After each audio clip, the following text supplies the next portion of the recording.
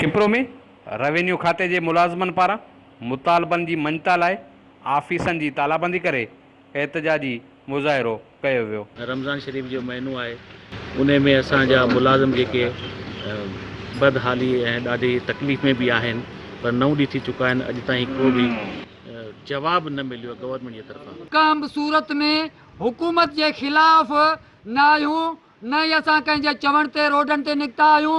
असां पंहिंजे मज़बूत महफ़ूज़ मुस्तक़बिल जे लाइ ऐं बचनि जी रोज़ी जे लाइ ऐं असांजा हक़ जा जाइज़ ऐं मुनासिब मुतालबा आहिनि गवर्नमेंट खां। अलाउंस ॿिया वधाया वञनि। हर मुसीबत हर मुश्किल में असीं गॾु साथ हूंदा आहियूं, चाहे फ्लड हुजे, चाहे का बि कणक जी विरासत हुजे, जेका बि मसइलो हुजे रेवेन्यू गॾु, पर असांजी मुतालबा अञा ताईं पूरा कोन थियनि। एहतजाज कंदड़ रेवेन्यू खाते जे मुलाज़मनि जो चवणु आहे त उन्हनि जा जाइज़ मुतालबा मंज़ूर करे उन्हनि में पखड़ियल बेचैनी ख़तमु कई वञे। कैमरामैन फरहान कुंबर सां गॾु राजा Rashid comber, Sindh TV news, किपरो।